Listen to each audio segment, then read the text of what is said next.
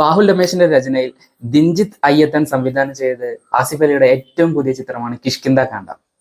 ഈ സിനിമ കണ്ടപ്പോൾ എൻ്റെ മനസ്സിലോട്ട് ആദ്യം ഓടിയെത്തിയ സിനിമകൾ ഏതെന്ന് വെച്ചാൽ ആന്റണി ഹോപ്കിൻസിന്റെ ദ ഫാദർ എന്ന് പറഞ്ഞൊരു സിനിമയുണ്ട്. അതുപോലെ തന്നെ നമ്മുടെ ബിജു മേനോന്റെ കോവിഡ് സമയത്ത് റിലീസായ ആർക്കറിയാം എന്ന സിനിമ. ആ രണ്ട് സിനിമകളുടെ ഒരു വൈബ് തരുന്ന ഒരു കാടിന്റെ ഉള്ളിലേക്ക് സംഭവിക്കുന്ന ഒരു കഥയായിട്ടാണ് സിനിമ വന്നിട്ടുള്ളത്. സിനിമയുടെ പ്രധാന പ്ലോട്ട് എന്താണെന്ന് വെച്ചാൽ ഒരു ക്രൈം സ്റ്റോറിയാണ്. Crime story in the sense ഒരു ക്രൈം ഡ്രാമ ഗണത്തിൽ പെടുത്താവുന്ന ഒരു സിനിമയാണിത്. ഇത് മലയാള സിനിമയിലെ ക്രൈം ഡ്രാമകളുടെ ആ ടെംപ്ലേറ്റഡ് വേർഷൻ ഉണ്ടല്ലോ, അതിൻ്റെ ആ ക്ലീഷെ കണ്ടന്റുകളെല്ലാം പൊളിച്ചെഴുതുന്ന രീതിയിലാണ് ഇതിൻ്റെ തിരക്കഥ ഒരുക്കി വെച്ചിട്ടുള്ളത്.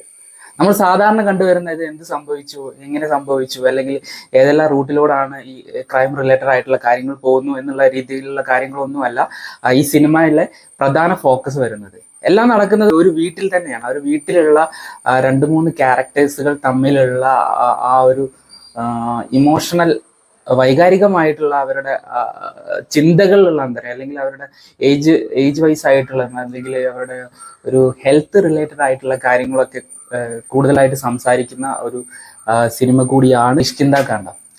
ആസിഫ് അലിയുടെ ഞാൻ മുന്നേ ഒരു റിവ്യൂവിൽ പറഞ്ഞ പോലെ തന്നെ ലെവലിംഗ് അപ്പിന്റെ നെക്സ്റ്റ് സ്റ്റേജിലോട്ട് പോകുന്ന തരത്തിലുള്ള ഒരു പ്രകടനം തന്നെയായിരുന്നു കിഷ്കിന്ദ കാണ്ടത്തിൽ കണ്ടത്. ആസിഫ് അലിയുടെ കൂടെ തന്നെ ഏറ്റവും എടുത്തു പറയേണ്ട ക്യാരക്ടറായിട്ട് ചെയ്തിട്ടുള്ള നമ്മുടെ വിജയരാഘവൻ ചേട്ടൻ. അദ്ദേഹത്തിനെ കുറിച്ച് നമ്മൾ വീണ്ടും വീണ്ടും എടുത്ത് പറയേണ്ട കാര്യമില്ല. ഇത്രയും വർഷമായിട്ട് ഏത് ക്യാരക്ടർ കൊടുത്താലും പുട്ടുപോലെ അഭിനയിച്ചു തരുന്ന ഒരു ആക്ടറാണ് അദ്ദേഹം.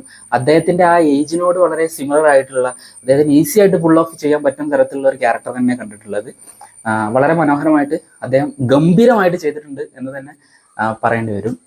ഒരു ഇന്റർനാഷണൽ അപ്പീലുള്ള ഒരു മേക്കിംഗ് ആണ് സിനിമയ്ക്ക് ഉണ്ടായിട്ടുള്ളത്. കാരണം നമ്മൾ എക്സ്പെക്ട് ചെയ്യാത്ത തരത്തിലോട്ടുള്ള ഒരു എൻഡിങ് ആണ് സിനിമയ്ക്ക് കിട്ടിയിട്ടുള്ളത്.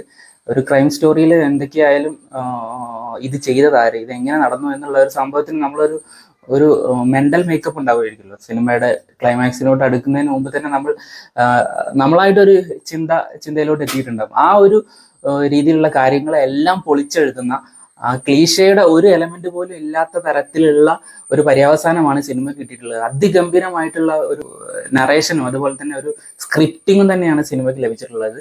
അതിൻ്റെ എല്ലാ ഘടകങ്ങളും ഒത്തു വന്ന സമയത്ത് ഈ അഭിനേതാക്കളുടെ പ്രകടനം കൂടി ആവുമ്പോൾ സിനിമ വേറൊരു ലെവലിലോട്ട് ഉയരുന്നുണ്ട്. നമുക്ക് തീർച്ചയായും ഒരു എന്റർടൈനർ എന്ന നിലയിൽ, അല്ലെങ്കിൽ ഒരു സിനിമ പ്രേമിയാണ് നിങ്ങളെങ്കിൽ തിയേറ്ററിൽ പോയിരുന്ന് ഇതുപോലത്തെ ഒരു ഡ്രാമ ത്രില്ലർ, അതുപോലെ തന്നെ ഒരു സ്ലോ പേസ്ഡ് ആയിട്ടുള്ള, ഒരു മൂഡി ആയിട്ടുള്ള ഡ്രാമ ത്രില്ലർ ഒക്കെ ഇഷ്ടപ്പെടുന്ന ആളുകളാണ് നിങ്ങളെങ്കിൽ തീർച്ചയായും തിയേറ്ററിൽ പോയി ഒരു തവണ കണ്ടു നോക്കാവുന്ന പടം തന്നെയാണ് കിഷ്കിന്ദ കാണ്ട.